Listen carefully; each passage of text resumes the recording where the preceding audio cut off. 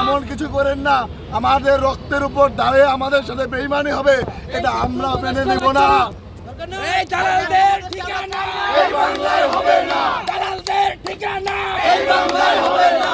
আপোষটা সংগ্রাম সংগ্রাম সংগ্রাম আপোষটা সংগ্রাম সংগ্রাম সংগ্রাম। দেখেন, আপনারা ক্ষমতার লোভে আপনারা যেমন ভুলে যেতে পারছেন রক্তের কলিশকা, প্রতিটি গরম রক্ত যখন মাঠে পড়েছিল আমরা বুঝেছিলাম কতটা ব্যথা লাগে।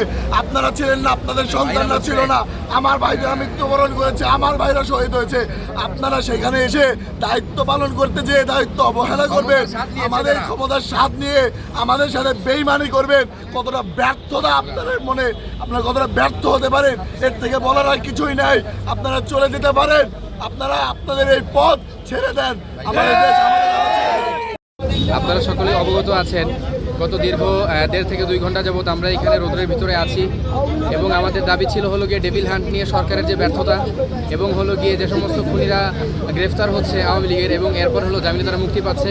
তো এই বিষয়টা নিয়ে আমরা হলো স্বরাষ্ট্র উপদেষ্টার কাছে আমাদের কিছু প্রশ্ন ছিল, আমরা জাস্ট সৌজন্যমূলক তার সাথে সাক্ষাৎ এবং আমরা তার সাথে একটা ডিসকাশনে আসতে চেয়েছিলাম এবং আমাদের যে প্রশ্ন ছিল এটার উত্তর আমরা চেয়েছিলাম।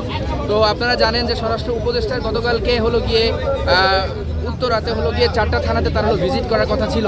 তো আমরা তারই পরিপ্রেক্ষিতে আমরা আজকে পূর্ব থানাতে এসেছি এবং আমরা 1.5 থেকে 2 ঘন্টা রোদ্রে বসে দাঁড়িয়েছিলাম, আমরা স্লোগান দিয়েছি এবং তার জন্য আমরা দাঁড়িয়েছিলাম। কিন্তু তিনি আমাদের উপস্থিতি টের পেয়ে তিনি হলো তুরাগ থানায় গিয়েছিলেন এবং তুরাগ থানা থেকে সরাসরি সে তার মন্ত্রণালয়ে চলে গিয়েছিলেন। এর চেয়ে বড় লজ্জার বিষয় আসলে কিছুই নেই, কারণ আমাদের ভাইদের, আমাদের ঘামের উপর আর আমাদের ভাইদের রক্তের উপর দাঁড়িয়ে তারা আজকে ক্ষমতায় এসেছে।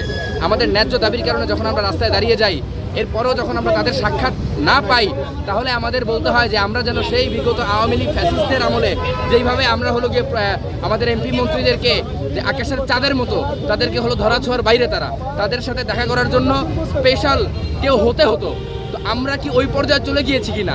আমরাই তাদেরকে বসিয়েছি এবং আমাদের ন্যায্য দাবির কারণে তার আসার কথা ছিল, আমরা তার সাথে বসবো, কিন্তু তিনি আমাদের উপস্থিতি টের পেয়ে সে চলে গিয়েছে। আমাদের তো এখন শঙ্কা হয় যে আমরা যখন ন্যায্য দাবি নিয়ে সারা বাংলাদেশের সমস্ত ছাত্র জনতা যখন মাঠে নেমে আসবে আবারও কোনো একটা বিষয়ের উপরে প্রেক্ষাপটে, তখন আমাদের তো আশঙ্কা হয় যে সেই আওয়ামী লীগের এমপি মন্ত্রীদের মতো তারা যেভাবে হলো দেশ ছেড়ে পালিয়ে গিয়েছিল, আজকে আমাদের স্বরাষ্ট্র উপদেষ্টার এখান থেকে পালিয়ে যাওয়া বা এখানে স্থানটা ত্যাগ করার কারণে আমরা একটা আশঙ্কাতে আছি যে আমাদের এই যারা এখন এমপি বা মন্ত্রী, যারা স্বরাষ্ট্র উপদেষ্টা, যত উপদেষ্টা আছে, তারা কি আমাদের সাথে থাকবেন নাকি তারা সেই আওয়ামী লীগের মতো, সেই ফ্যাসিস্টদের মতো এই দেশ ত্যাগ করবেন? আমরা এখন সেই আশঙ্কাতে আছি এবং আমাদের এখন বর্তমান যে কর্মসূচি সেটা পরিবর্তিত হয়েছে। প্রতীকী লাঠি মিছিল থেকে এখন আমাদের সেটা পূর্ব থানার সামনে অবস্থান কর্মসূচি আমরা সেটা ঘোষণা করেছি এবং সেটা ওই সময় পর্যন্ত চলতে থাকবে যত সময় পর্যন্ত না স্বরাষ্ট্র উপদেষ্টা এখানে আসতেছে, আমাদের সেই ডিসকাশন করতেছে, সেই সময় পর্যন্ত এই ছাত্র সমাজ এখানে একবার বসেছে। আপনাদেরকে মনে করিয়ে দিতে চাই, ছাত্র সমাজের ভিতরে সবাই আসলে সমান না, সবাই জুলাইকে বিক্রি করে নাই, আমরা কেউ জুলাইকে আজ পর্যন্ত বিক্রি করিনি।